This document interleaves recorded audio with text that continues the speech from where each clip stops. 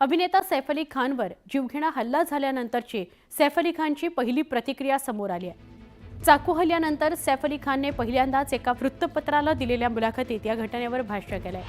आपल्यावरील जीवघेण्या चाकू हल्ल्याला आपणच जबाबदार आहोत असं सैफनं म्हटलंय।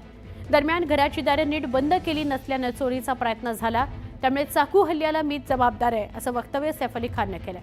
दरम्यान मी सोसायटी, मुंबई पोलीस किंवा इतर कुणालाही दोष देत नाही। माझ्या बाबतीत असं काही घडेल याची मी कल्पनाही केलेली नव्हती असं सैफ म्हणाला। तसंच माझा मुलगा तैमूर म्हणतो, हल्लेखोर भुकेला असावा, त्याला माफ करावं। त्यानंतर काही काळ मलाही हल्लेखोराला माफ करावंसं वाटत होतं, पण चाकू हल्ल्यानं माझा जीव गेला असता म्हणून माफीचा विचार सोडला असंही त्यांनी स्पष्ट केलंय। सैफ अली खाननं एका वृत्तपत्राला दिलेल्या मुलाखतीत त्यांनी हे वक्तव्य केलंय।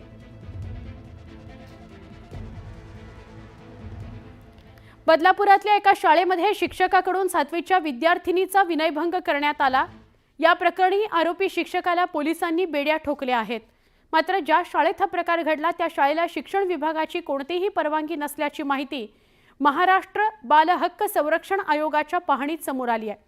या शाळेला केवळ पहिलीपर्यंत शिक्षण विभागाची परवानगी आहे, पण बेकायदा पद्धतीने शाळा 10वी पर्यंत गेल्या अनेक वर्षांपासून बिनधास्त सुरू आहे। गट शिक्षण अधिकारी आणि पालिकेच्या शिक्षण विभागाने याकडे दुर्लक्ष केल्याचा आरोप आहे। दरम्यान आता या शाळेत शिकणाऱ्या 2री ते 10वीच्या शेकडो विद्यार्थ्यांना शाळेत स्थलांतरित करण्याचा निर्णय शिक्षण विभागाने घेतलाय। तसंच बदलापूर आणि अंबरनाथ शहरातील बेकायदा सुरू असलेल्या शाळांची माहिती सादर करण्याचे आदेशही महाराष्ट्र बाल हक्क संरक्षण आयोगाने गट शिक्षण अधिकाऱ्यांना दिले आहेत।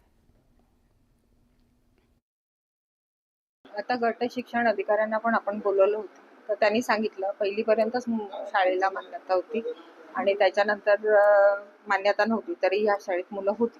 तर आता त्यांनी असं ठरवलंय की दुसऱ्या शाळांमध्ये मुलांना शिफ्ट करायचं।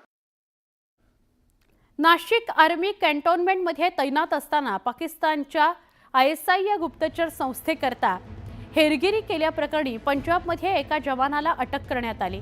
संदीप सिंह असं हेरगिरी करणाऱ्या जवानाचं नाव आहे। संबंधित आरोपीने 15 लाख रुपयांकरता नाशिक, जम्मू आणि पंजाबमधील अनेक लष्करी छावण्यांची गुप्त माहिती गोळा केली आणि गोळा केलेली माहिती व्हॉट्सॲपद्वारे त्याने पाकिस्तानला 15 लाख रुपयांना विकली अशी माहिती समोर आली आहे। आरोपी संदीप सिंहकडून 3 मोबाईल फोन जप्त करण्यात आलेत।